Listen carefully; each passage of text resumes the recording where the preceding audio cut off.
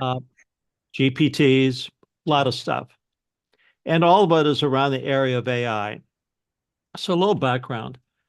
As part of our pro bono, meaning giving back, um, four of us started about 25 years ago, started doing all the professional developments for IEEE, NSPE, PMI, ASQ, American Institute of Physics. Anyway, we did this for about 11 associations. And on a Friday night, we'd take a red eye to anywhere in the country and we would do a professional development talk. And we did that for a bunch of years. Why?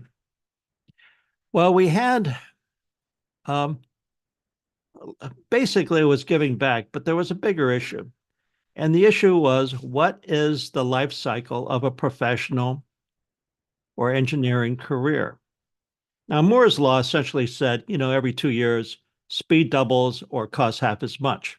And we had Gordon Moore here about 20 years ago giving a talk for us in Portland. And we asked him, does that apply to career development, especially if you're an engineer or a STEM person? And he thought about it for a second. He says, yeah. Now, the half-life, which is basically the time that something doubles, um, for engineers, maybe 10 years ago was 10 years. But let's say that you're an AI, graduated from Stanford at 22, 4 years go by, the amount of knowledge doubles in that field. You're 26. Are you still employable? 4 years go by again, you're a CS major from Stanford, and knowledge doubles again. If you haven't retreaded or if you haven't gone back to school, are you still marketable? And that's what we're asking Gordon Moore. Now, he's the founder of Intel, one of the key people there. And we basically we didn't know. So four of us started running around the country, and we did that for a long time. We had about 10 associations that we were working with, and we did all the professional development. One problem. The associations started realizing in North America that membership was declining. And when they did their surveys, the two most important things for their revenue was membership retention and membership attraction. And their key asset for doing that used to be standards development, but wasn't anymore. It was professional development. In the meantime, they had outsourced the crown jewels to us. And what were they going to do? So that's how we got into sort of professional development. It was started as a question and answer to Gordon Moore. And then now, for a better part of 25 years, we've been doing these things for professional development for a lot of people. Now, with that, one of our takeaways was we don't have the answers anymore. What we do have are some questions. So in this talk, I'm basically going to give you questions and some observations. Again, a lot of the stuff we're doing now, almost most of it, is AI related, dealing with AI trust. Big issue. So anyway, let's dive into it. If you got any questions, this will take about 25 minutes, and then you can ask me questions later on. We've been doing this a lot lately. So let's see, how do we do that? That's me. And we'll dive into it. We're going to talk. This is our presentation outline. Can you hear me, by the way? Can Yes. everybody hear me? Okay, Yes. great. So these are the topics that we're going to cover. Sign of the times, today's questions, dealing with uncertainty, deciding how to decide, not me, but really you, and getting your stuff done and things to think about. So let's look at the sign of the times. This was a figure. It was a top of the figure, top of the fold on USA Today this week. And they had this doomsday clock. They've had it around for a while, but the thing is, it's, as you see, coming up to the top of the hour. And then in the LA Times, we saw this. We're living in an age of fear of uncertainty. And quite frankly, a lot of us, a lot of companies are really having a hard time dealing with it.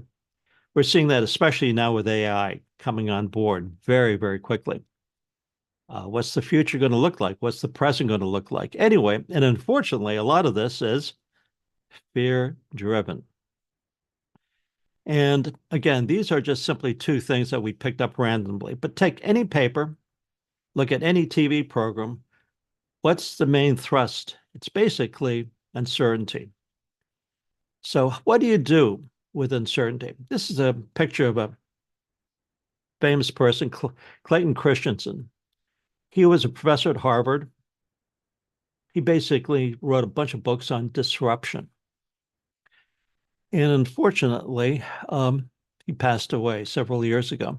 But he asked two questions, and he basically asked these two questions for 15 years. What's the meaning of your life, and how will you measure your life? Very fundamental questions. Basically appropriate 15 years ago and probably very appropriate right now. Again, as I'm getting older, one of the things that I discover is it's not the answers that are really important. It's the questions you ask of yourself. It's the questions you ask of others. And again, you have to sort of work through these questions to come up with an answer that's important to you, that matters to you, that's relevant to you. So again, it's the power of questions. And these are the three questions I think we have today. Are you stuck? Are you happy? And are you getting your stuff done? You could say, are you achieving your goals? Are you getting your shit done? Same thing. Are you getting your stuff done? And here's the why it matters. Why it matters to you. I'm not going to read these slides, but you can have them. And by the way, I'll share them with David. I'll share them with Phil. I'll give you basically the raw slides so that you can basically tailor them. If you want to give this talk, put your name on it. That's fine. Absolutely. So again, it's the Clayton, Mr. Christensen asked these questions 15 years ago. These are, I think, the questions that are relevant for us today. Anyway, we wrote a book. You can see it on the right. It's got about 4.8 out of 5 reviews out of Amazon. So here's the signs of stuckness.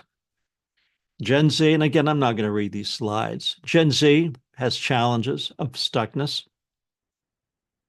Gen X, and of course, people my age, boomers. And a lot of it deal with things that we have to get done. And that's what's happening. We're stuck because we're not getting things done. We're stuck because we're in fear zone. We're stuck because of uncertainty. We're stuck. Anyway, there seems to be a stuckness epidemic. And again, it doesn't matter which age you are. As you saw, my daughter fixed the screen, and thank you, Margot. This is going to be a conversation. It's not going to be a talk. I'm concerned because my daughter is Gen Z. She's going to uni. 53% of the people in a university, Gen Zers, are thinking of suicide or depressed or anxious. 53%. 3/4 of them are thinking of leaving. Now, in the workforce, people a little bit older, millennials and Gen Z, there was an article in LinkedIn. 85% of the people now in the workforce who are working right now, 85% want to find new jobs. Again, uncertainty. So again, the reasons for stuckness are all over the place. And you can rationalize this, you can be objective about it, but it really comes down to the way you see what's happening in front of you. Lots of reasons, many are real, many, well, there's many reasons. Again, I'm not going to go through these. I'll give you the raw deck to David and to Carolyn, and you can shape it the way ever you want. You can ask me questions, or even better, take the deck, internalize it, and give talks on your own. Put your name on it. That's fine. But we seem to have the stuckness epidemic. And I think one of the main reasons is people are not reaching their goals. They're not reaching their dreams. A lot of it could be, well, anyway, there's a lot of reasons for it. And that's what we're going to talk about.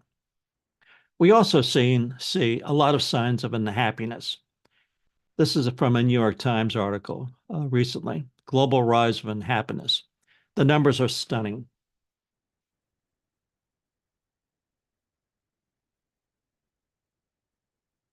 I'm not going to read the slides, but you can see what's happening.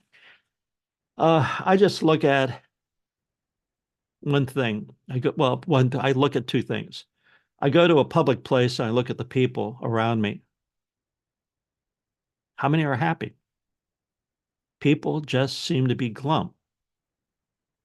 Came out of the gym 2 days ago.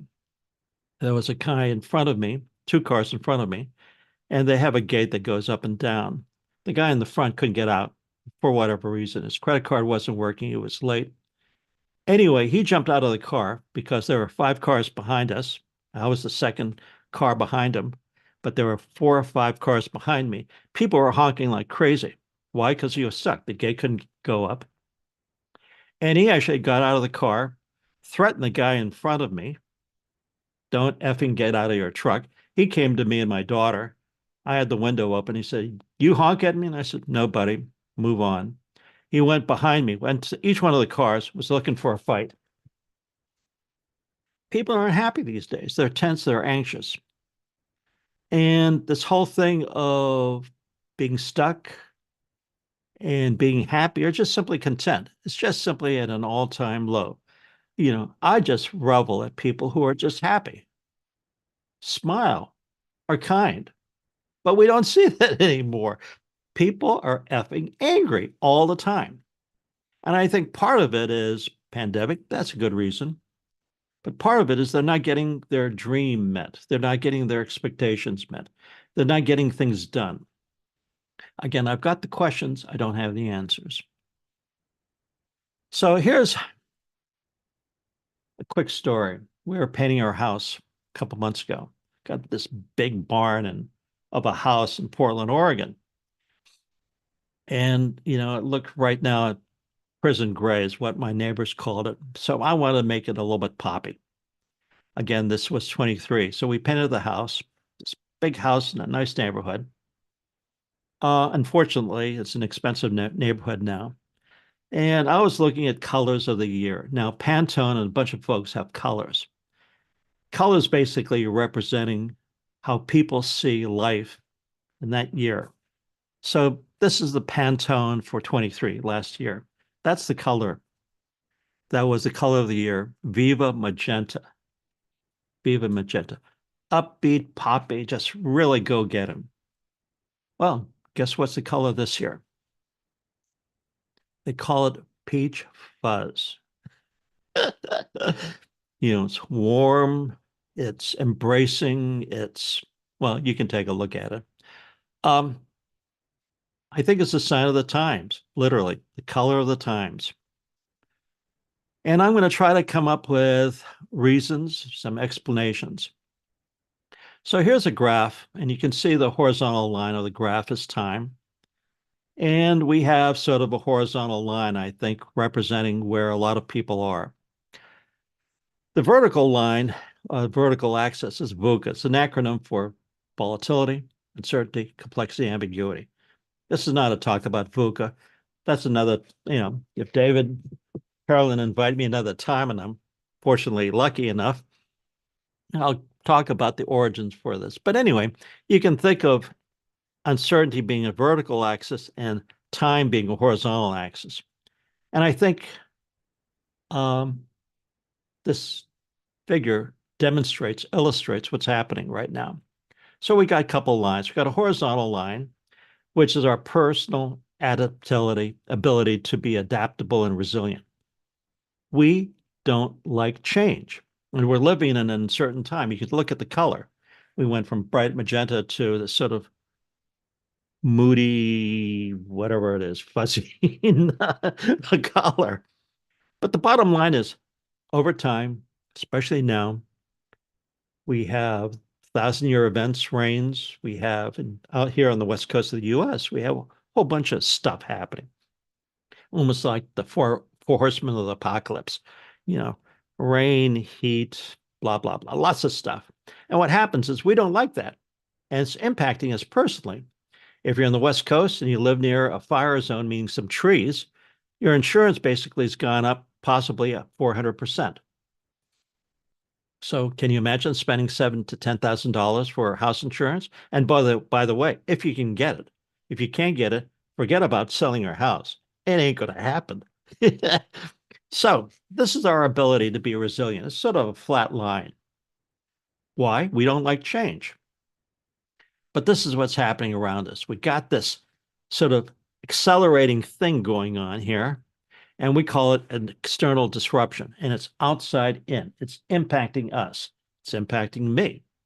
I mean, look at me. I used to be a oil and gas engineer, and then I moved to quality, and then I moved to supply management, and then I moved to anyway. I've had about 6 different careers. Now the kids coming out of school are going to possibly have up to 10 careers, not jobs. Don't get me wrong, not jobs where you go every 2 years, 10 different careers. So we have this external disruption, that distance, that delta between that pressure on us and our inability to be resilient or inability to be adaptable is what we call the in-between place. What does that cause? Stuckness, unhappiness, anxiety, fear, and most importantly, not getting our stuff done.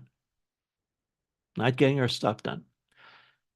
And, that gap is risk. The gap of not being adaptable and that pressure coming in is a risk for us. And the risk can be seen in, well, there was an article, which I can share if you're interested, in the New York Times 2 days ago about a college on the East Coast called Worcester Polytechnic. They had 7 suicides in 1 year. Sad, very sad. So here's a quote. I'm not going to read it to you, but I guess you can get the idea. If you can't deal with the uncertainty, if you can't deal with a VUCA, you're going to have trouble dealing with your life. That's it. This is from a professor at the University of Quebec. So we coined a term, and we coined the term, we are all VUCANs. Why? Well, we develop apps now. We're a software house. And one of them is the Working It app. It's a future work app. And every app or every piece of software has, going back 50 years, has this little expression called hello world. If you're developing an app or you're opening up an app or some type of software, first thing you see on the splash screen is this little tagline, hello world. Well, we wanted to coin something different, be a little clever, and we called it Hello VUCAN. Got a trademark on them. And VUCA stands for volatility, uncertainty, complexity, ambiguity. Remember that vertical axis in the slide deck. And we just simply put an end to it, inhabitant. VUCA, inhabitant. Got a trademark. And that's basically on our app, And we use it in other places. But the idea is we're simply not ready to be adaptable in a time of uncertainty. Look at AI, climate change, on and on. So part of it is, I think, and I reflect on this. Again, we have questions. We don't have answers. Part of it is we're stuck. We're not happy. And why? We don't do things. We don't get things done. We don't get our stuff taken care of. And part of it is coming down to we don't know how to decide. And that's the question I'm posing. I'm not giving you answers today. I'm going to pose questions. And one of the questions is, how do you decide to decide? So let me run a hypothetical for you. Think of this as being VUCA, but really it's a saber-toothed tiger. How do you react? What's your feeling when you see that? What's the first thought that comes to your mind? Again, saber-tooth comes to your village. It's going to attack the village and dispose of the clan leader, probably you too. You're sushi to the saber-toothed cat. And what do? How do you think?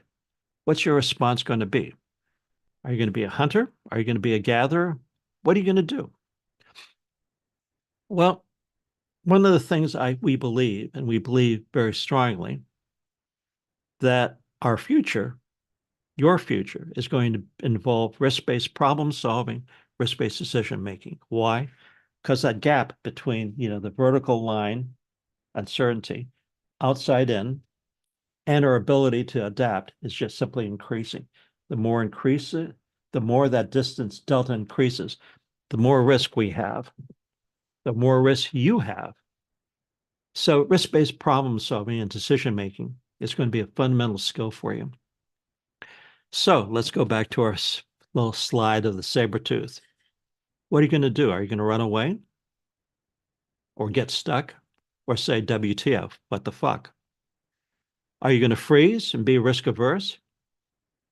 Well, you're going to get stuck again and you're going to be a saber-toothed tiger's lunch. Are you going to go with the flow, which is a great attitude? I try to go to the flow. But again, you're going to be lunch, sushi, because you're wondering what just happened. Or are you going to basically take some action? You're going to do something. Are you going to get unstuck? Basically fight. Basically showing risk-taking or what we would call hunter behavior. So here's a lesson learned. One of the few takeaways in this talk today is risk-based decision-making is going to be a key skill for you. Why? Because of the growing delta between adaptability, your adaptability, and that VUCA, that pressure coming in, that disruption coming in, that uncertainty.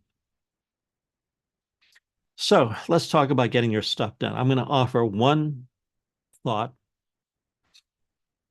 So the core takeaway from this talk is risk is here, uncertainty is here. What are you going to do about it? I'm going to basically challenge you and say, think about taking risks, getting out of your comfort zone, looking at things a little bit differently, taking charge of yourself, what you want to do, and be in favor of taking that first step, whatever direction. I'm not going to tell you which direction, but just simply doing something. So our solution, one of the takeaways today is you have a starting point where you are today. And I'm not going to read these slides. These are 3 questions that you're going to have to ask yourself. Who do you want to be? Where do you want to go? What do you want to do? Basically deal with what matters to you. What's your identity? What's your dream? Where do you want to go? What are the obstacles between you and where you want to go? And the obstacles basically are risks. I'm not going to read these things, but these obstacles between where you are now and where you want to go are risks. They're gaps, they're deltas.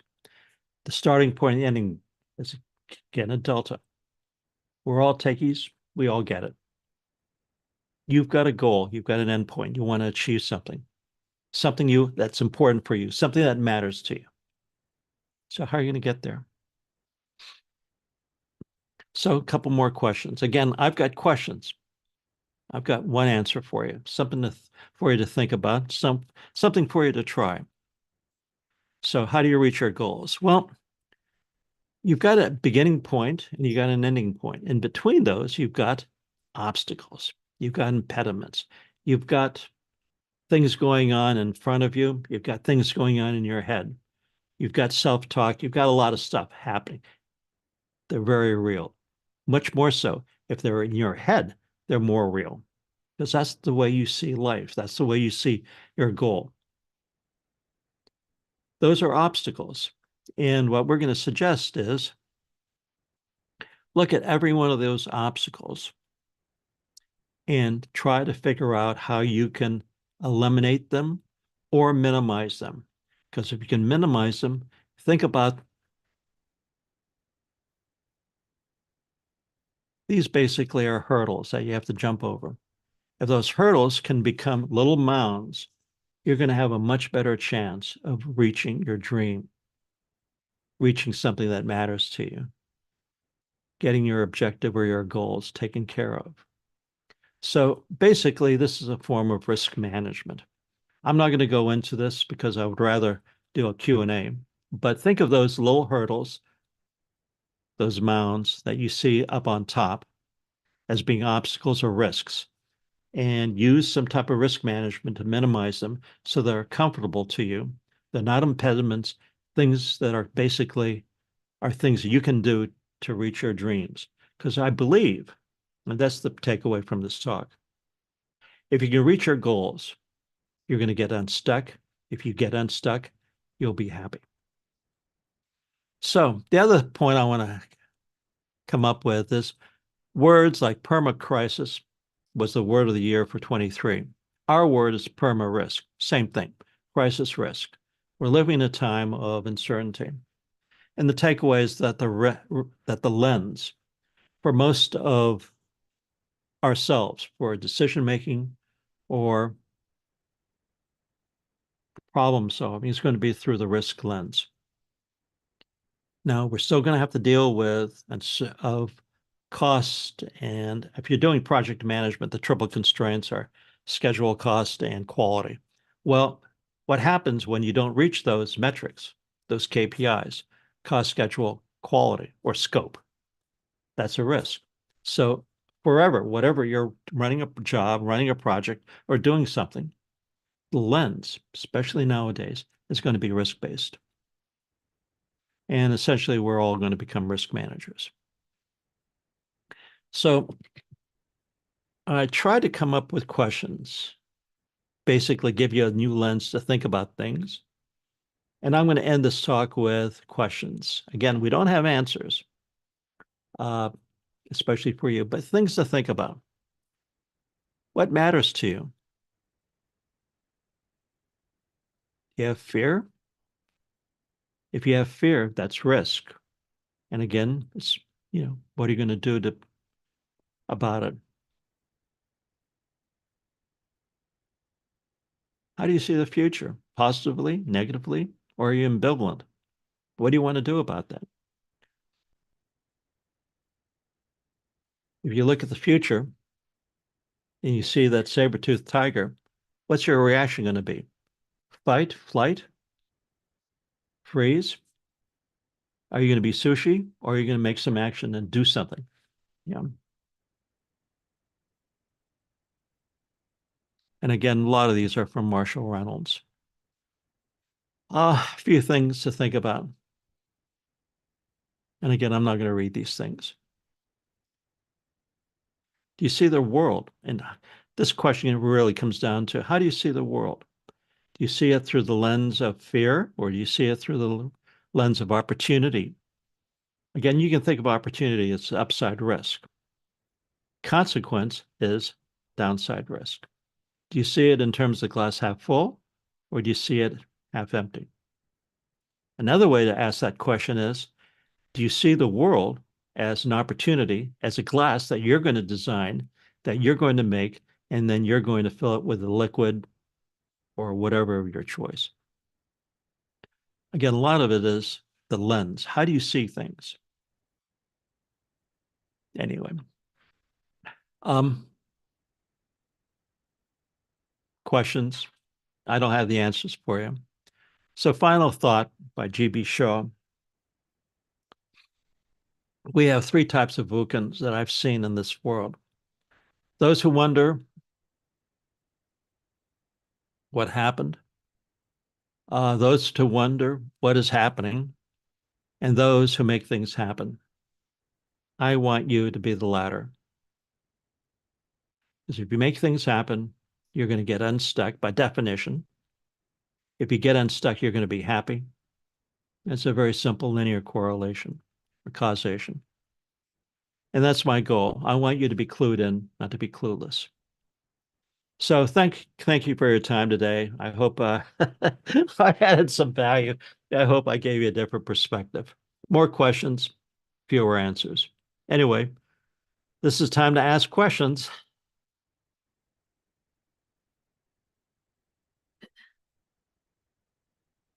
Silence, crickets. So Greg, can you tell us about time that you felt stuck and got unstuck? Yeah, I sure can. So this happened post COVID.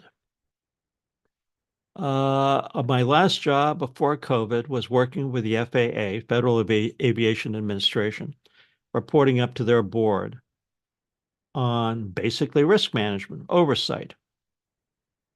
And I missed two things. I missed what happened with Boeing and computers, and two airplanes crashed. That's why they called me in. That's why I did a report to the Boeing, to the FAA's management board. I missed it. That same year, we had two crashes. So after that, COVID hit, and I had to reinvent myself. I got stuck, wasn't working. Uh, was not a software developer, but I felt that software, especially since those two crashes from the Boeing, were going to be a big deal. So I reinvented myself, which is one of the titles of the talk. I pivoted, reinvented myself as a software engineer. A lot of time I'm still learning, but I didn't have that much time. I'm not going to take a 4-year degree in CS computer science. So I saw things coming. One thing I saw coming was automation. Instead of writing line by line by line code, for example, I used no code, low code development for my app, for our app, because my daughter and I developed the app. And we also got into we were frankly very, very lucky.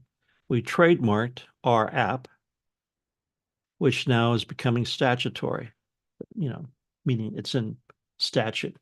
It's basically a trust me type of app, and everybody's worried about AI trust. The point is, I realized that I'd made some big mistakes when I was at the FAA, writing a board report on risk management, and I missed what was happening with Boeing, and I needed to pivot my career. So I became a software developer using low code, no code tools, and now bringing in agents. And by the way, just to give you an example, if you write code in the old days, line by line by line, it would take you 10x time. We use low code, no code tools where the time to develop the code is 1x. Now we're using ChatGPT for coding, and we're using agents. GPT is an agent. It's a decision-making autonomous agent. In the old days being 1 year ago, it would have taken us 100 hours, 200 hours to come up with an autonomous agent. Now, through ChatGPT, you can do it in 20 minutes. You do agent, you have an API, you connect your software, in our case, an app, to the agent, and I can do it in a couple hours. That's a tool. I mean, that's an example how I was a mechanical engineer, oil and gas engineer, quality engineer, and pivoted to software. And my daughter and I have become sort of global experts in AI trust. So it is possible, but you have to have the timing, you have to take the first step, and you have to be a risk taker, see the opportunities, because they're not going to come to you. You've got to go out and take that first step.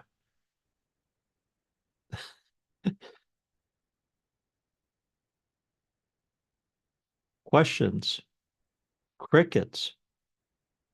I have a question for you. When you look at being stuck or getting shit